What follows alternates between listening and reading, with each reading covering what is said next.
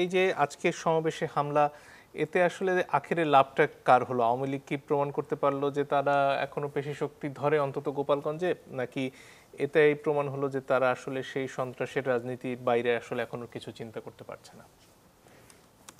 আচ্ছা, প্রশ্ন জবাব তো নিশ্চয়ই দেবো, কিন্তু তার আগে আপনি বলেছেন মানে জুলাই এই অভ্যুত্থানের সবচেয়ে বীর শহীদ, এবং শুধু জুলাই অভ্যুত্থান বলবো না, আমার কাছে মানে অচিন্তনীয় অভূতপূর্ব একটা আত্মদান, এরকম বাংলাদেশে কখনো হয়নি, সম্ভবত ভারতবর্ষে এরকম হয়নি।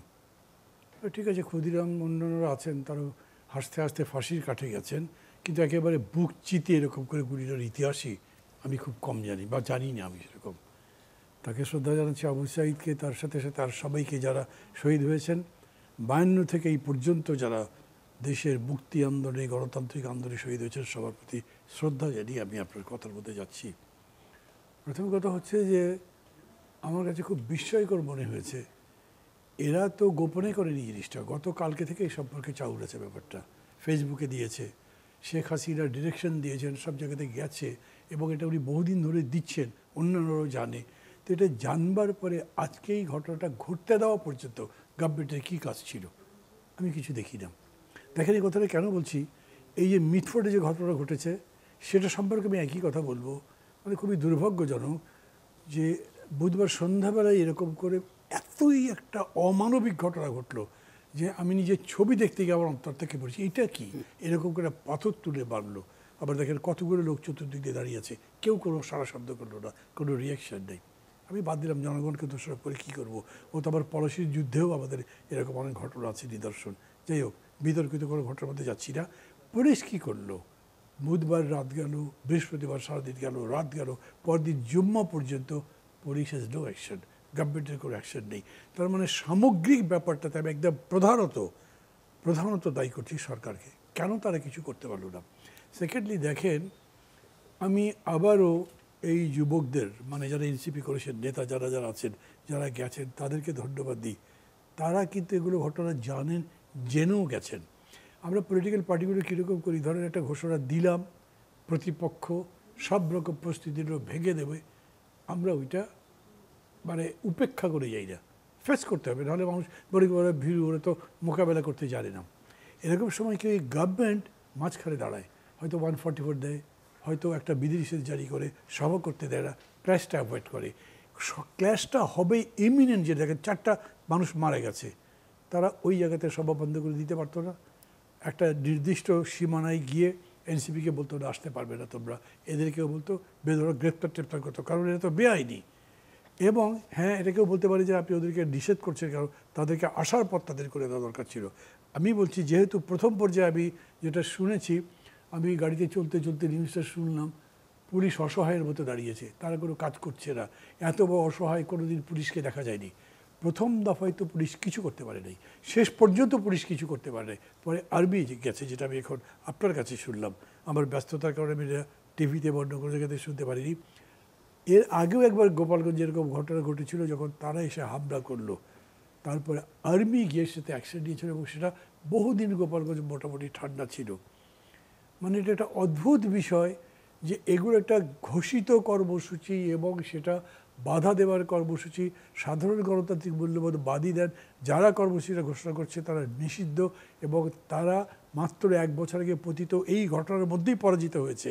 সমস্ত গ্লানি নিয়ে, সমস্ত রকম অন্যায় অত্যাচার নির্যাতন করবার পরে করেছে যারা, তাদের ব্যাপারে গভর্নমেন্টের কোনো লেনিয়েন্সির তো দরকার নেই, কোনো অনুকম্পা, কোনো দুর্বলতা তাদের তো এখানে আসবার প্রশ্ন ছিল না।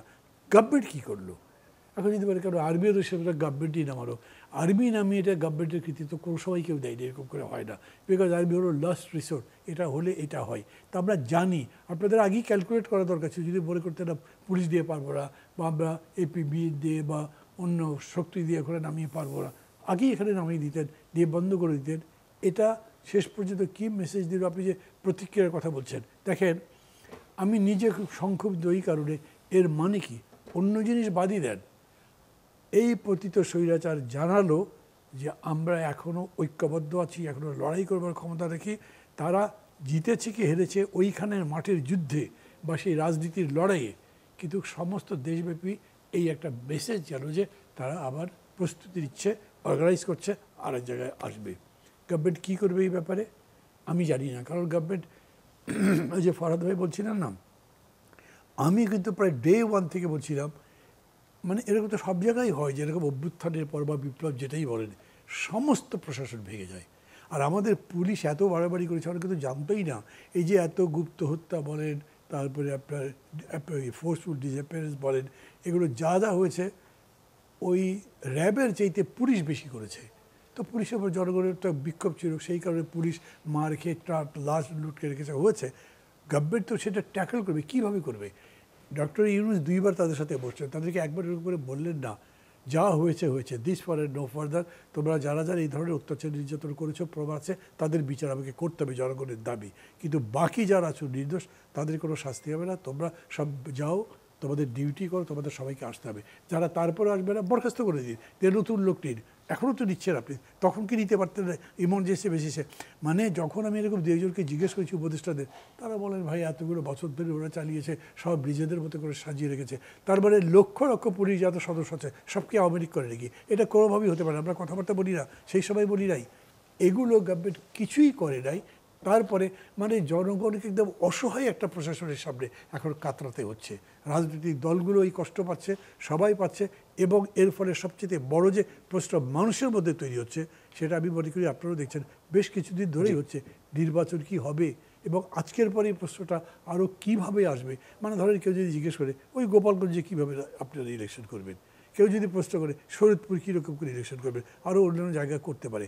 কারণ আপনি এটাকে আপনার ফ্যাসিস্ট শক্তি, পরাজিত শক্তি, প্রতি বিপ্লবী শক্তি যেরকম করেই বলেন, যেটা ফরহাদ ভাই বলেন, খুব ইম্পর্টেন্ট একটা কথা উনি বলেছেন যে এদেরকে ফেস করা, মোকাবেলা করা, কিংবা তাদেরকে আত্মস্থ করে দেওয়া, মানে ওই যেটাকে উনি বলেন মাঝে মাঝে ইনক্লুসিভের ব্যাখ্যা তো কোনোদিনও দেননি। ইনক্লুসিভ মানে সম্ভবত একটাই বোঝেন যে ওদেরকে নির্বাচনে চান্স দেওয়া যায় কিনা, ওইটাই ইনক্লুসিভ মিন করে না। এটা একটা টোটাল পলিটিক্যাল টার্ম। সেরকম করে কিছু ভেবে কিছু করেছেন, করেনি। ফলে হয়েছে কি, আপনি আজকে এই পরাজিত শক্তির কোনো একটা ছাত্র শক্তির একটা ছাত্র যে ঢাকাতে আছে, কথা বলে দেখেন, তারা কেউ মনে করে না কোনো অনুশোচনা নাই, কোনো অনুতাপ নাই, মনে করে না যে কোনো ভুল করেছি, মনে করেছি যা করেছি সব ঠিক আছে, এবং তারা এখনও মনে করছে যা করছি তাই ঠিক আছে, এই পথেই আমাদের যেতে হবে। মানে আবার একটা করে মানে আমি তো ইনক্লুসিভ কথা শব্দ কিন্তু আমি বলি না, আপনি বলেন না, আমি বলি না, কারণ এটা খুব ইম্পর্টেন্ট তফাৎ আছে। আমি তো reconciliation it's completely different thing. কারণ ইনক্লুসিভ বলা মানে হলো আপনি এখন কি কথাটা চালু জনগণের মধ্যে ডক্টর মুনীর ইউনূসের না, ঠিক আছে, আমি ঠিক আছে, ফাইন, মানে কথা বুঝতে পেরেছি। কিন্তু এখন যেটা বলা হচ্ছে, সে কয় মাস থেকে শুনতেছি আমি, যে শেখ হাসিনা বাদ দিয়ে আওয়ামী লীগকে ইলেকশনে আনতে দেওয়া উচিত। এটা তো আমি শুনতেছি বিভিন্ন জায়গায়, পলিসি লেভেলে বিভিন্ন রকম। তার মানে ইনক্লুসিভ মানে আপনি আবারও আওয়ামী লীগকে আনবেন, নির্বাচনের আগে আবারও আওয়ামী লীগকে নির্বাচন করতে দেবেন, এটা তো সলভ হবে না। আপনি তো ক্রমাগত এটাকে আরও জটিল করে তুলছেন। ইস্যুটা হচ্ছে রিকনসিলিয়েশন মানে হলো আসলে কারা গুম করেছে, কারা অপরাধী, কারা হুকুমের, সেটা করতে হলে তো শুরুতে দোষ স্বীকার করতে হবে। এক্স্যাক্টলি, আমি প্রসেস শুরুই করেন না, এত মাস চলে গেল।